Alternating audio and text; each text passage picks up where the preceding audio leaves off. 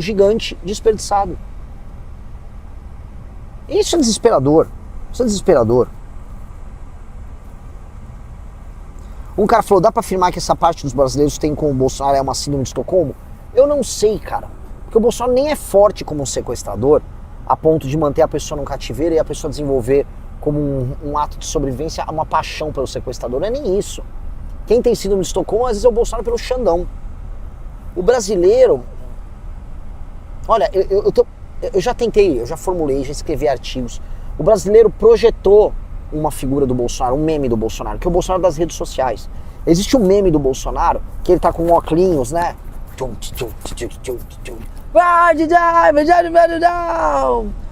down for...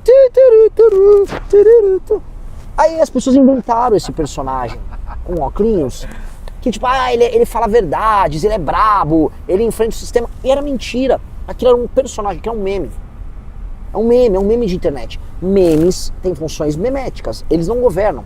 O cara por trás do meme era um tiozão com pouco ou nenhuma leitura, covarde, acomodado, que tocava pequenos escândalos de corrupção.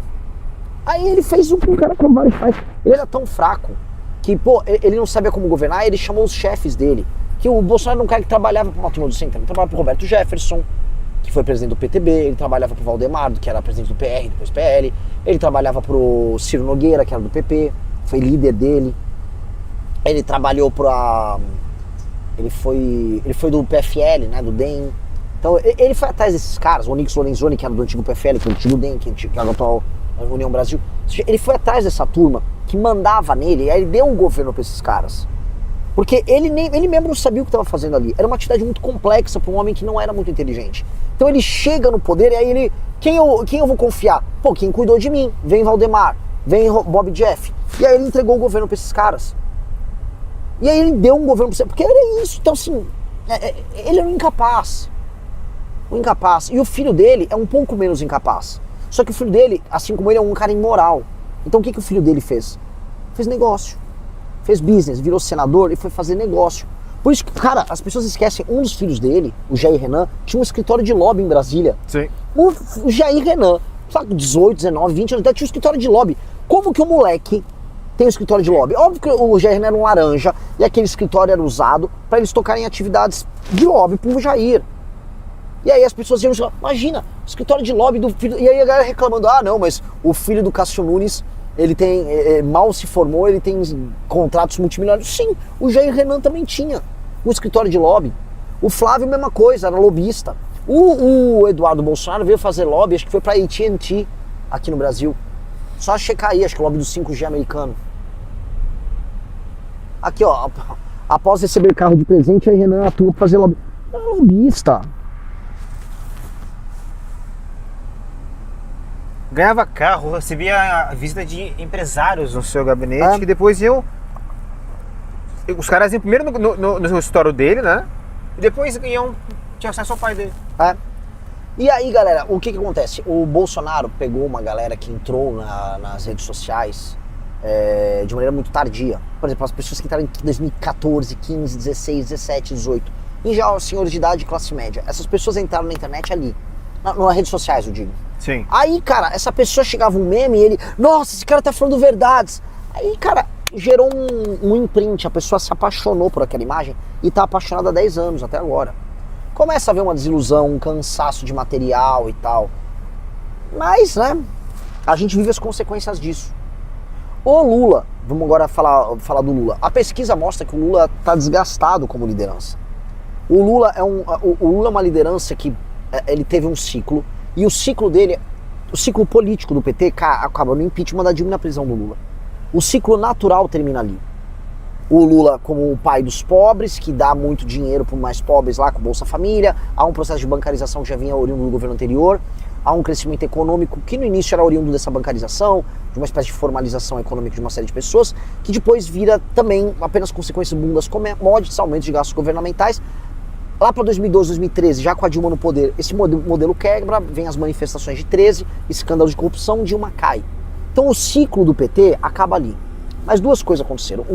Aquele eleitor que se apaixonou por Lula, especialmente o eleitor do Nordeste, nos anos 2005, 2006, 2007, 2008, ele continuou apaixonado. Ele continuou. E a esquerda não se renovou. E entrou o Bolsonaro no poder, eu já expliquei isso várias vezes. O Bolsonaro faz um governo muito ruim e a esquerda retorna ao poder com o Lula. Quando ela retorna, ela não retorna, vamos dizer, de maneira orgânica, porque as pessoas queriam. Ela retorna porque o Bolsonaro, houve um entendimento da elite que o Bolsonaro precisava ser tirado do poder. Porque o Bolsonaro era inviável. E não é que os grandes líderes empresariais, parte da mídia, não topariam fazer negócio. Eles fizeram negócio, eles ganharam muito dinheiro durante o governo Bolsonaro. É que eles julgavam que era muito instável e que todo mundo entendeu, como qualquer pessoa que tem mais de 2 neurônios, que o Bolsonaro estava igual um idiota tentando um golpe de Estado. E aí essa elite afastou e recolocou o Lula. O Lula volta com um governo que não tinha significado. E aí ele vai fazer um governo que não significa nada. Então o governo Lula é um governo morto. Tanto que ninguém sabe ainda qual a função do governo Lula. Ele está no 4º ano. Por que ele está fazendo ali?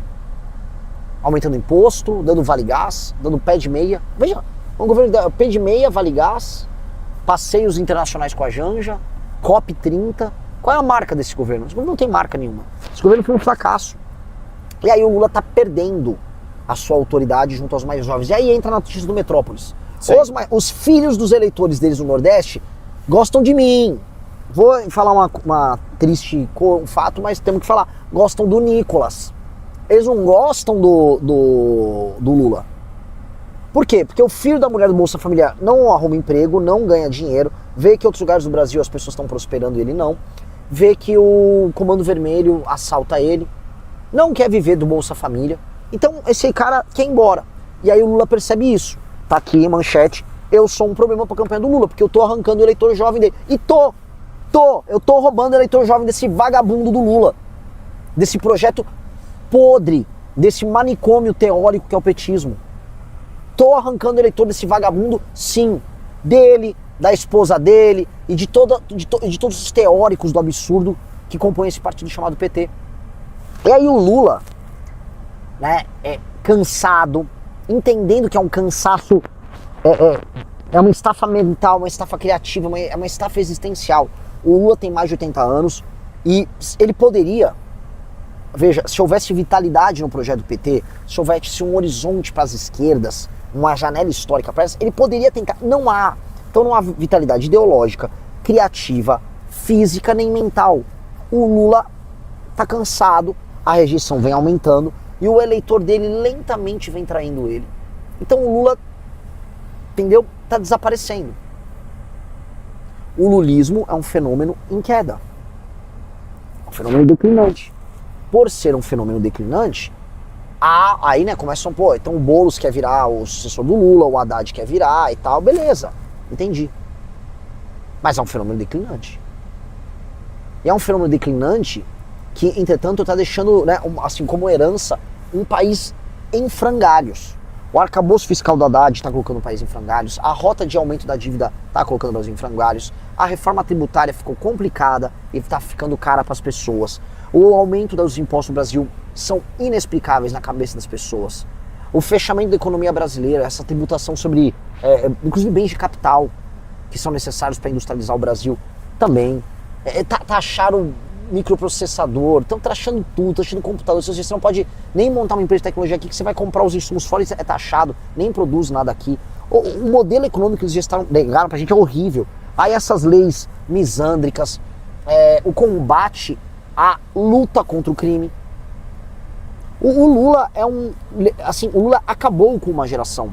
O Lula é o Fidel Castro brasileiro no sentido de que o Fidel, ele pegou 2 gerações de cubanos.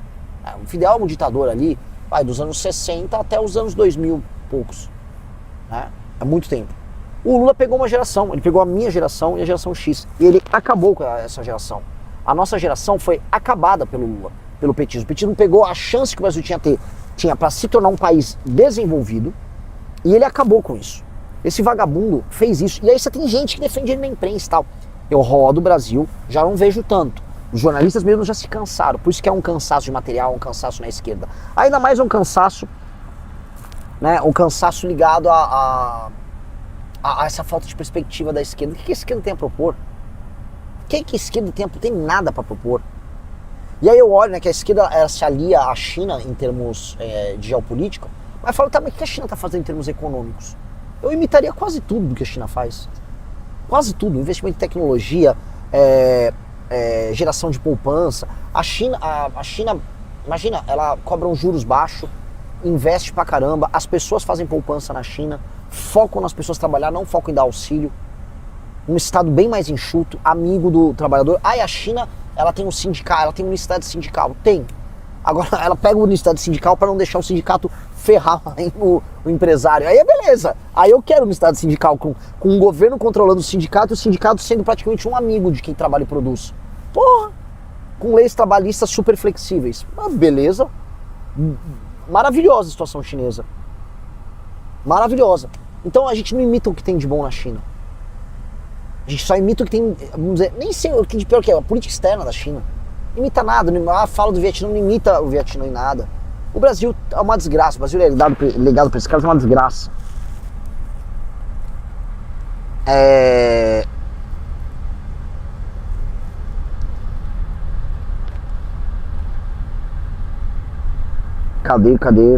Cadê?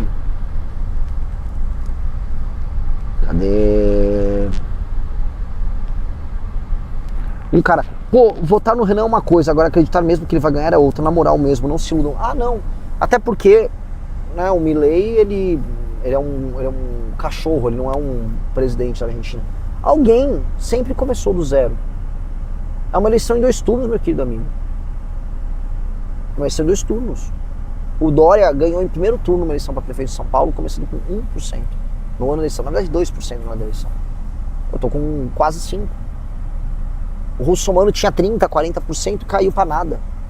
Calma. Antigamente, se tivesse só TV e máquina contasse, eu tava na tua. Não é mais só assim. Fernando Collor, pra ser justo, começou do nada, eleição com o partido Nanico, recém-fundado o PRN. Deu um salto. Calma aí, homem. Não é assim não.